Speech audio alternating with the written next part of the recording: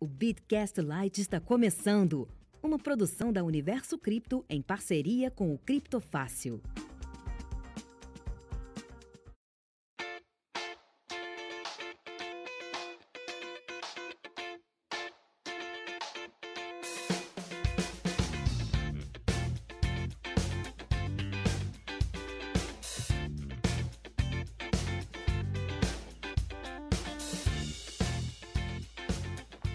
Fala galera, tudo bem?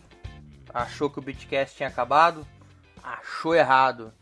Achou que o Bitcast não ia comentar sobre esse 2020 tenebroso? Também achou errado. Aqui vulcão pode explodir, vírus pode sair matando todo mundo da população, mas a gente tá aqui guardado em casa, gravando mais um episódio para você, com a dedicação que vocês, nossos queridos e queridas ouvintes, merecem. Aqui comigo, o meu já consagrado parceiro de gravação, Paulo Aragão, do Criptofácil. Paulo, tudo bem? Fala Zé, como é que você tá? Tudo bem? Tudo tranquilo, meu caro. Tá sobrevivendo aí na quarentena? Estamos sobrevivendo, Zé. E eu achei importante que você falou isso do Bitcast, né? Tá voltando, que a galera pode ter achado que a gente tinha morrido por causa do corona.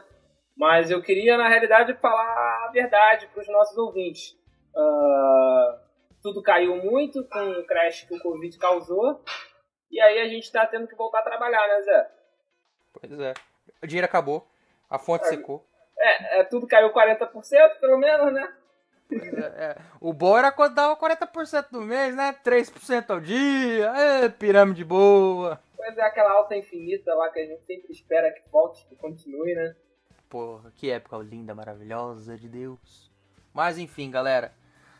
O tema não é sobre Covid, que existem outras pessoas muito mais qualificadas para falar sobre ele que nós. O tema é o estrago econômico que o Covid causou nos ativos mundiais. Mas antes da gente entrar nesse tema, vamos só relembrar um pouco, e o Paulo depois pode me ajudar nisso, que existe um debate bastante profícuo entre os economistas mais conservadores, os economistas mais progressistas, sobre se o Bitcoin, as criptomoedas, mas principalmente o Bitcoin, que é o nosso querido ouro digital, se ele detém uma das três características, ou as três funções da moeda, que é reserva de valor. Daqui a pouco eu conto as outras duas. Tá? Paulo, o que você, como um egresso das cadeiras de economia, entende como reserva de valor, meu caro? Então, Zé, reserva de valor, na verdade, quer dizer que o ativo ele consegue manter o seu poder de compra ao longo do tempo. Então, economicamente falando, esse é o significado de reserva de valor. Só que isso, para mim, é algo extremamente, assim, debatível, sabe? Porque o que hoje em dia mantém um poder de compra ao longo do tempo? O real mantém um poder de compra? Então, o real... Então, pois é. Então, o real não é uma moeda por causa disso? Não. Mas a gente só está falando de uma das características da moeda. Obviamente, uma dessas características pode ser mais acentuada e outras menos. Outra característica pode não ser tão acentuada assim. Se você falar para mim, o real é a moeda? Com certeza, tem curso forçado, é meio de troca e tudo mais, mas se você falar reserva de valor, meu amigo, melhor não usar como reserva de valor não, senão você tá salsifufu. Pois é, então acaba por ser essa característica, acaba por ser um dos pontos, um dos tripés do que é uma moeda, só que isso, na minha opinião, é extremamente relativo. Tem uma moeda fiduciária, por exemplo, como o real, que é uma moeda que tem um curso forçado, né? É uma moeda estatal, é a moeda que o governo obriga, não funciona também como uma reserva de valor. Agora eu sou obrigado a me fazer um comentário, mas no último tempo, assim, que a política monetária do atual governo tá um tanto meio que assim, não tô muito ligando pro mercado de câmbio, e o nosso amigo dólar tá que sobe, né? Tá que trepa. Ao infinito, tá parecendo Buzz Lightyear, ao infinito e além. Isso eu acho que inclusive é um dos pontos, né, que a gente vai acabar conversando hoje no nosso podcast.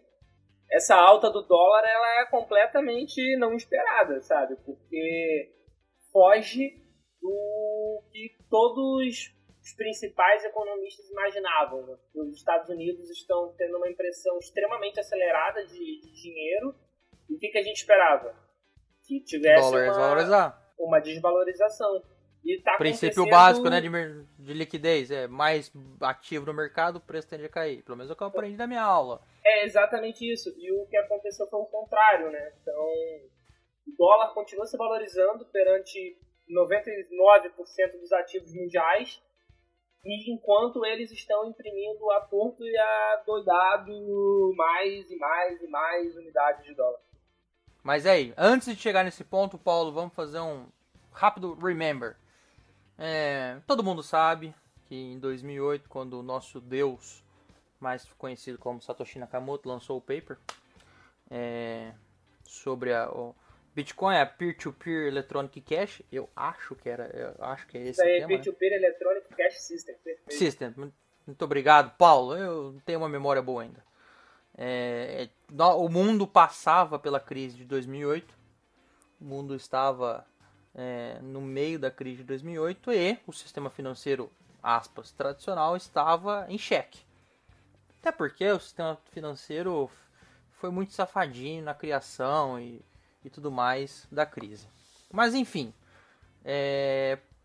onde eu quero chegar? Desde da sua criação, o Bitcoin, tratados como muitos, como uma reserva de valor, como uma forma de se proteger de crises, as criptomoedas em si, mas principalmente o Bitcoin, não tinha tido a oportunidade de sofrer ou de passar por uma crise econômica mundial. Depois de 2008, houve alguns suspiros em alguns mercados, para lá e para cá, mas, sejamos sinceros, nada igual 2008 até fevereiro, março desse ano.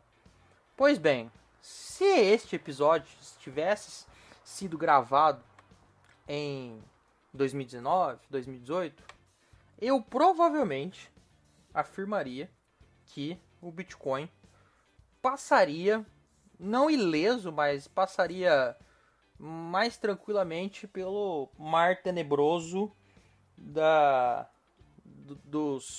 dos candles vermelhos que se formaram ao longo de semanas, dias, dos mercados. Porém, contudo, entretanto, todavia, não foi o que aconteceu. E, aliás, na verdade, o mercado se comportou e está se comportando de uma maneira totalmente, assim, para alguns economistas, que são pessoas muito estudadas, pode ser normal. Para mim, que sou uma pessoa, um advogado, investidor, que entende o normal, que um cidadão médio comum entende, tal, achou estranho. Num período de crise, Bitcoin, ouro, qualquer ativo que supostamente seria um ativo seguro, né, para você se proteger de uma crise, foi pro chão, foi pra lona junto com o resto, obviamente. Tivemos aqueles que derreteram 50%, 60%, tivemos aquele como o nosso Bitcoin, que em março derreteu só 30%, entendeu? Veja bem. Mas, Paulo, conta um pouco pra gente desse derretimento de ativo mundial na tal da procura da liquidez. Conta pra gente o que é essa procura da liquidez, meu amigo.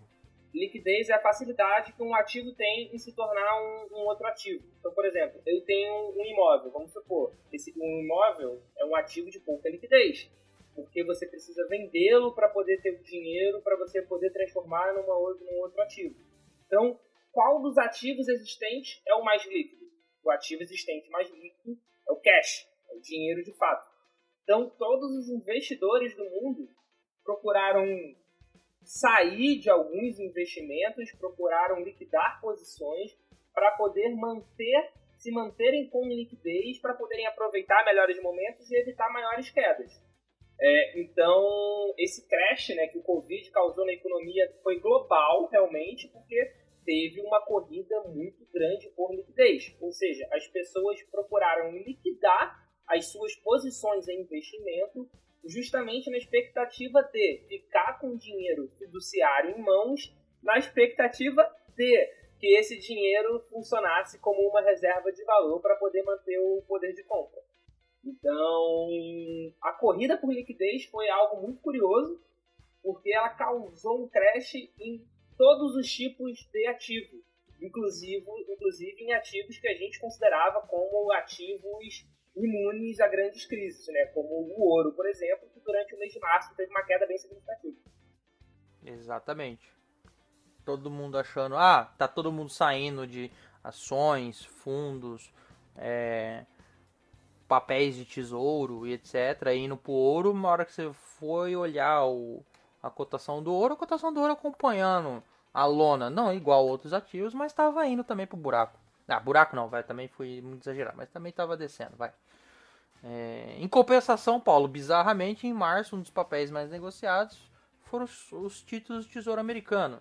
E aí a gente chega naquela sua introdução no começo do episódio, que o tio Trump aí é uma análise pessoal, tá? Não é uma análise de economista, não é uma análise de um comentarista político, mas o tio Trump tá naquela, né? Bem, eleição em novembro, tava tudo indo muito bem, tava indo tudo tranquilo, economia bombando, pleno emprego nos Estados Unidos, chegou o Covid, pau, lascou. A curva de seguro-desemprego nos Estados Unidos já está altíssima. Cada semana são milhões de pessoas que estão pedindo seguro-desemprego lá. Sinal que tem milhões de desempregados. E aí, o que o tio Trump está fazendo? Também, fora, por exemplo, as maiores companhias aéreas do mundo são americanas. Você tem uma fabricante americana, que é a Boeing, que já está passando por um grandíssimo problema com o avião, que eu esqueci, o Max. Não é 747, não é? Não sei.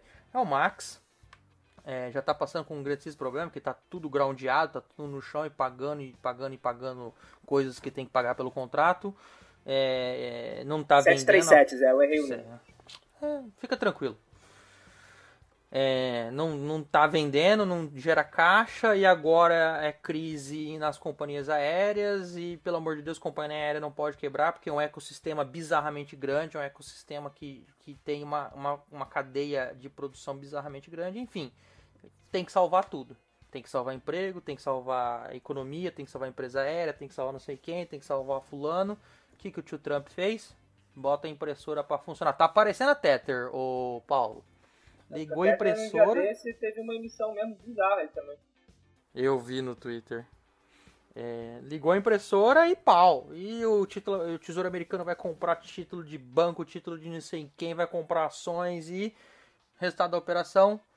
Você, se estudou o básico lá na escolinha da tia Cotinha, quando um ativo é muito injetado no mercado, ou seja, ele fica muito líquido, não, ele fica muito abundante no mercado, pela oferta, pela oferta e pela procura, há uma tendência desse ativo se desvalorizar. Por quê? Porque ele está em abundância no mercado. Não para nossa surpresa também, não é que o tal da moeda americana está se valorizando, meu caro amigo Paulo? Pois é muito bizarro, né? Porque o pacote de 2,2 trilhões de dólares, podendo chegar até a 3 trilhões de dólares, ou seja, foi uma impressão direta por parte do governo de ao menos 3 trilhões de dólares, porque é um pacote de incentivo que podem acabar acontecendo outros, né? E assim como ele pode ter feito impressão para outros gastos públicos, e mesmo assim o dólar é um ativo que mais está valorizando durante essa crise econômica causada pelo Covid. Sabe o que também é o mais estranho? Em março, algumas outras moedas também tiveram uma pequena valorização frente ao dólar. Adivinha quais foram? Não sei, quais? Iene e franco suíço. Mas coisa de 0, alguma coisa. Praticamente estável, né? Praticamente, pra mim isso é estável. Pra quem um dia perde 10, no outro ganha 20, isso aí é nada, meu amigo. Isso até foi curioso, né? Porque aproximou um pouco o mercado financeiro tradicional do mercado cripto. Porque a gente viu desvalorizações de 10, 15% no dia na Ibovespa, por exemplo. Cara, 10, 15% de desvalorização num dia, a galera de criptomoeda tá acostumada. A galera já viu quedas muito maiores em períodos menores. Então, até rolou um meme, né, do barco pirata, onde eles vão jogar da prancha várias pessoas, tem várias pessoas chorando. Aí colocaram lá várias ações, né, da pessoa chorando, e o maluco também que ia ser jogado da prancha do barco pirata sorrindo e com o símbolo do Bitcoin, tipo, primeira vez aqui. E é exatamente isso, né? A galera de criptomoeda acaba já estando mais acostumada com esse tipo de volatilidade. Eu ficava acordado até de madrugada vendo o mercado asiático, falou, vamos ver como é que vai abrir. Abriu daquele jeito, eu já falava, circuit break nos primeiros 30 minutos, hein? Mas, sejamos sinceros, o mercado de cripto é o que separa os meninos dos homens, né? Pois é, o circuit break era tipo assim, galera, vamos parar que vai ficar ruim a situação. No mercado cripto não tem um circuit breaker. Na verdade, o mercado cripto ainda tem uma coisinha, tem um alavancado. Que é o alavancado é aquilo. Vamos supor, vamos só lembrar bem grotescamente. Se você for liquidado e várias outras pessoas foram liquidadas, a tendência do mercado naquele momento é buscar um buraco, é buscar um fundo maior ainda. E também você pode ter outros contratos sendo iniciados no mercado, gente que está vendo a tendência de queda, quer operar vendido e sai vendendo mais, etc. E foi isso que fez o nosso querido Bitcoin, por exemplo, dia 13 de março, na Bitstamp, beijar $3.850. Sinceramente, topar com $3.850 fazia tempo que eu não via, né? Pois é, e é o que você falou, a alavancagem pra mim é algo fora da curva. Tipo, eu particularmente não tenho coragem, mas aí a coragem minha de fato. E porque é muito louco. E é o que você falou, uma coisa puxa a outra, né? Então, dependendo do volume que você opera alavancado, você pode fatalmente causar uma tendência de queda, por exemplo. E aí, robô é robô. Robô acha que vai cair. Então tá bom. Então eu vou junto nessa queda. E entra, e obviamente já que ele entra vendido, ele compra pra vender e vai, bum.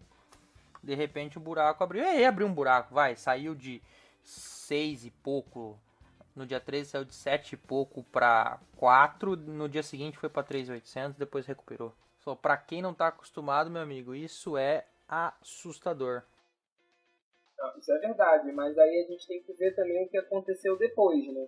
Porque, por exemplo, a gente teve a queda grande causada pelo crash que o Covid está causando em absolutamente todos os ativos, que a gente já concordou aqui, né? Já é um ponto pacífico, teve uma queda em tudo, exceto no dólar, e por que o dólar não está se valorizando a gente não sabe, mas que talvez um dia essa conta chegue, né?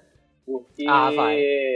é estranho, porque está fora de todos os padrões já vistos e imaginados no mundo.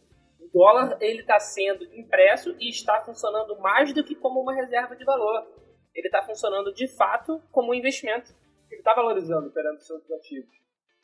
Mas, voltando para o Bitcoin teve essa queda, beijando os $3.800 na metade, meados de março.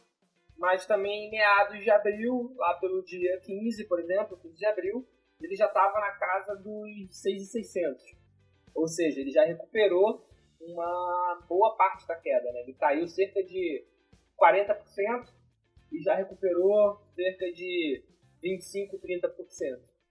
Então, teve uma queda significativa, sim, mas ele também teve uma rápida recuperação, né? Se comparar com outros ativos do mercado financeiro tradicional, como a própria Ibovespa, né? Que estava no início do ano na casa dos 115, 120 mil pontos, e em meados de abril estava na casa dos 80 mil pontos. Eu não posso deixar de mostrar a minha surpresa pelo Ibovespa, porque todo mundo ano passado, eu inclusive achei que o Ibovespa ia derreter mais, porque as pessoas físicas que entraram no Ibovespa, eu achei que eles não iam ter sangue de barata para segurar o rojão. Queimei a língua, mas tudo bem. Mas todo mundo achando que o Ibovespa ia porrar 120, porrar 130, porrar 150, não só todo mundo, mas os influencers financeiros da vida aí. E agora, meu amigo, o Ibovespa só tá porrando porra nenhuma. Mas isso, eu sei que o advogado aqui é você, mas eu vou fazer o papel de advogado do diabo agora. Porque eu vou defender um pouco eles, assim, não defender 100%, até alguns viraram meme, né, aquele meme do caixão, rodou bastante aí nas redes sociais, Mas o coronavírus, o Covid-19, é algo completamente inesperado, né? Na economia, esse tipo de evento ele tem um nome até, que é o cisne negro. É um evento completamente inesperado e que modifica todo o cenário. Claro que você pode falar, pô, assim o economista ou o influencer financeiro, que nem você falou, nunca está errado. Sim, é verdade. Essa, na verdade, é a minha crítica a qualquer tipo de previsão, a qualquer tipo de estimativa em qualquer área. Porque você consegue falar uma coisa e nunca está errado com isso. É sério, por exemplo, vidente, tá? Vamos supor, sou um vidente. Aí eu chego na televisão e falo, o avião do fulaninho de tal vai cair. O avião do fulaninho de tal vai cair. No dia 20 de abril, o avião do fulaninho de tal vai cair. Aí passa o dia 20 de abril, o avião não cai. Aí chega no dia 21 de abril e falam comigo, não caiu. O que eu vou responder? Claro que não caiu. Eu avisei.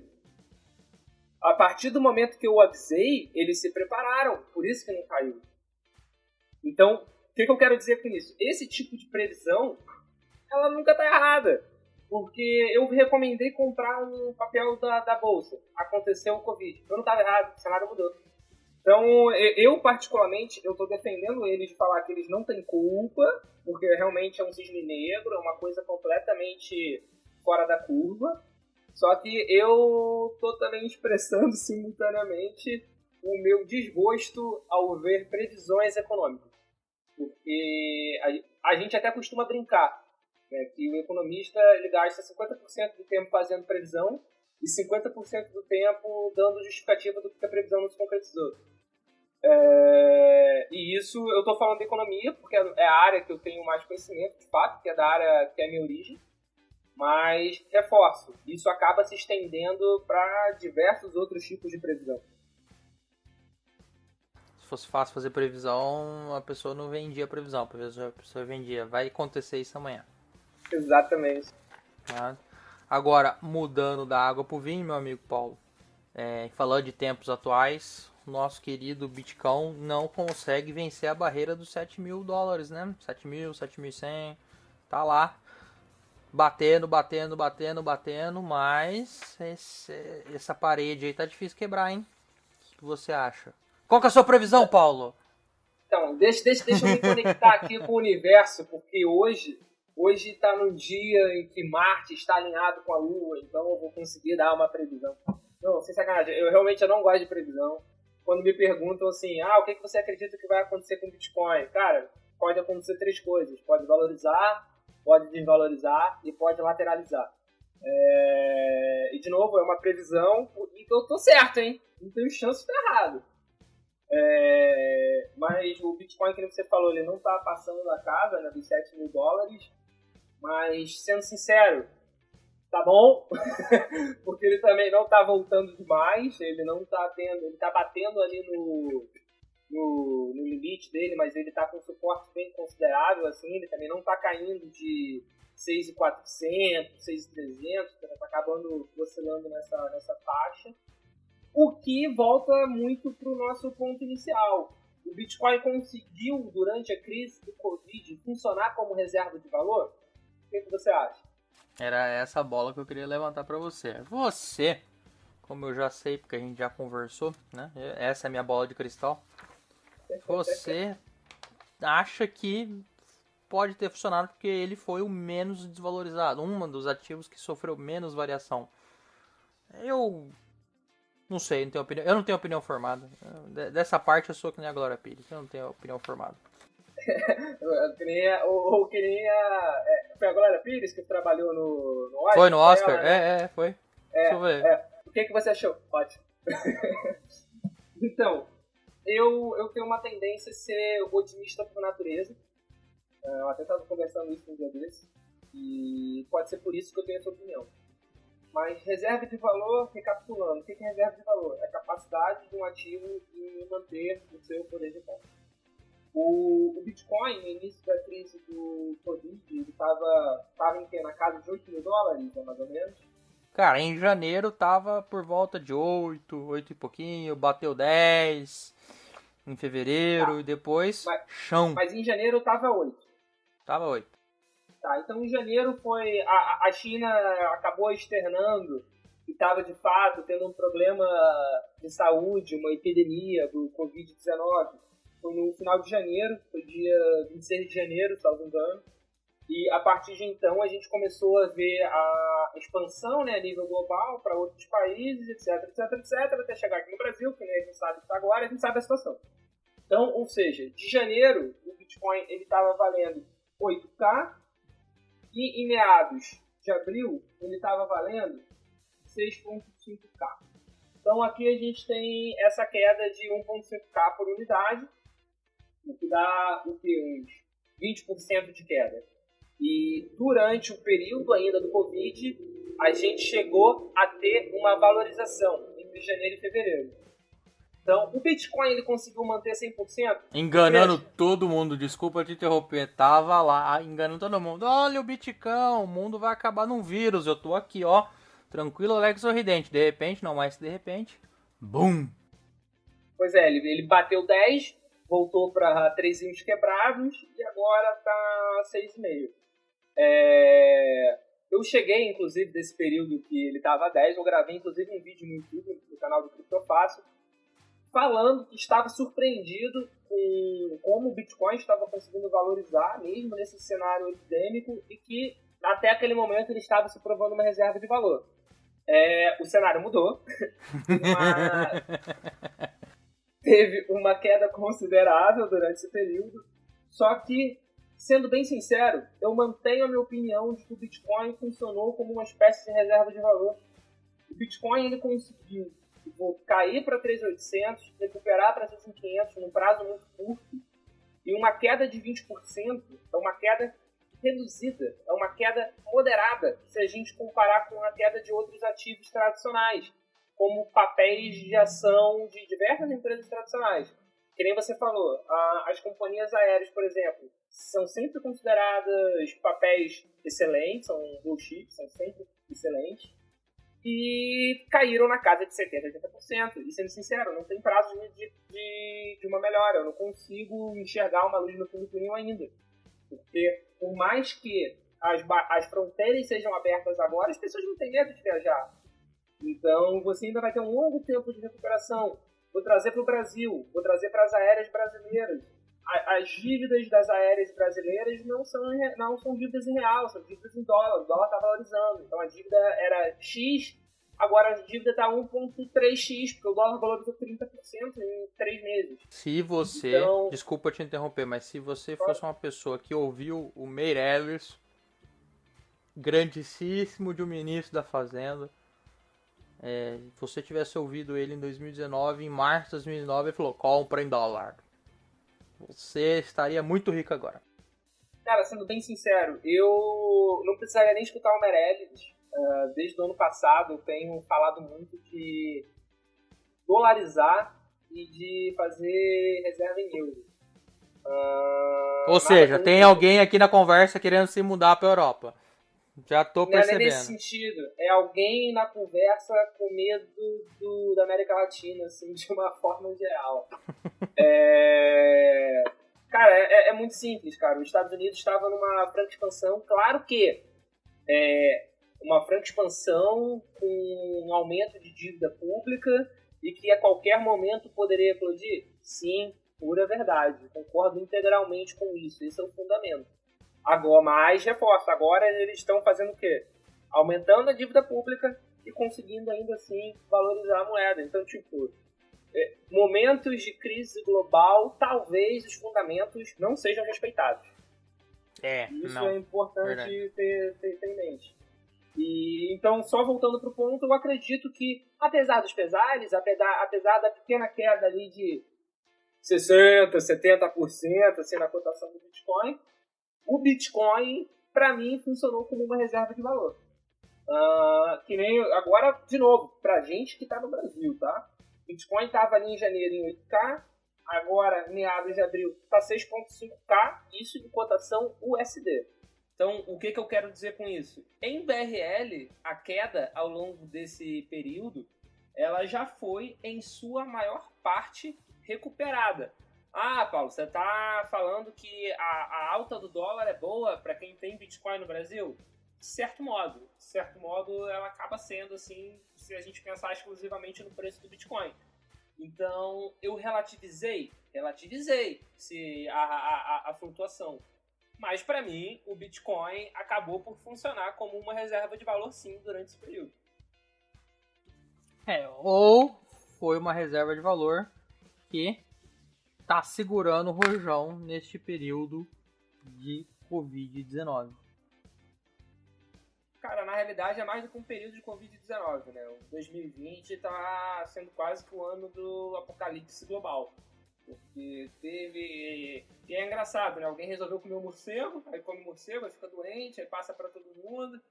Aí tem uma epidemia global, aí depois da epidemia um vulcão entra em erupção. Então é um ano meio enrolado, assim, um ano meio complicado. Não devia ter reclamado de 2019. Pois é, né? E a gente falando, 2020, você foi igual a 2019. Pois bem, não vou nem falar nada, porque se falar parece que piora. Pois é, cara, 2019 foi um ano excelente, que nem aquele meme, que saudade do meu ex. Porra, que saudade de 2019. Mas é isso, galera, para 2020 vamos começar. Enquanto tiver internet, microfone, saliva e saúde, estaremos aqui. Haja coronavírus, haja vulcão e, como estamos no Rio de Janeiro, né, Paulo? Haja tsunami. Se não cair a conexão do 4G, nós vamos gravar e nós vamos conversar. Paulo, resumindo a nossa história, nosso querido Bitcoin, assim como todos os outros ativos, exceto o dólar, não se comportou como uma reserva de valor. Não foi essa crise que a nossa grandíssima moeda de Satoshi Nakamoto conseguiu vencer. Mas, seguindo a sua linha de raciocínio, ela foi sim uma reserva de valor porque ela se comportou de uma maneira menos pior, podemos assim dizer, Paulo? Eu acho Ou que... menos... Não menos pior não, mas podemos menos... falar errado. Podemos falar errado, sim. Eu acho que o momento permite. Foi sim menos pior, entre aspas. Eu tô fazendo aqui as aspas com a mão, tá? Então, foi sim Pra mim, de fato, funcionou como reserva de valor por conseguir diminuir o prejuízo causado pela crise do Covid, pela crise do Corona. É o primeiro grande teste nesse sentido do Bitcoin. Que nem você falou, o Bitcoin o white paper dele foi dia 31 de outubro de 2008, no auge da crise, quando bancos estavam começando a de fato quebrar, colapsar. Ele só começou a operação dele propriamente dito, né? A primeira transação, a primeira movimentação da blockchain foi dia 9 de janeiro de 2009, e de lá para cá, de novo, que nem você falou, a gente teve alguns momentos que algumas economias apresentaram alguma flutuação, alguma queda, inclusive a própria economia americana durante esse período já teve alguma volatilidade natural, bastante tempo, mas algo nesse nível que nem foi a crise econômica de 2008 é a primeira vez, e essa inclusive, que nem já dizem alguns especialistas, essa pode ser maior do que a crise econômica, do que a crise de 29. Então, o Bitcoin, ao meu ver, até este momento, tem se comportado bem e funcionado como uma reserva de valor do que a maior parte das moedas que a gente tem pelo mundo. Então, na minha humilde opinião, esse tripé das características de uma moeda, né, de ser uma reserva de valor, está sendo mantido. Então, tá bom. Galera, vamos com tudo. Mande seu comentário pra gente, mande sua opinião, a gente pode mandar até seu xingamento, meu caro e querido hater. E a gente lê tudo e tenta responder tudo sempre que dá. Mas como é que você faz para falar com a gente? Vai lá no criptofácil.com, tem lá os episódios do Bitcast, tem o www.bitcast.site, tem o site da Universo Cripto, tem o aplicativo da Universo Cripto, tem o Spotify, tem o Google Podcast, tem o Apple Podcasts, tem tudo. Só não tem dinheiro, por isso que a gente voltou a gravar. Crise bateu. Crise bateu, irmão.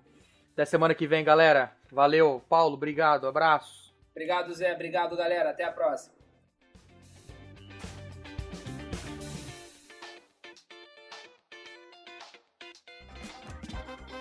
Este episódio foi uma produção da universocripto.net em parceria com criptofácil.com.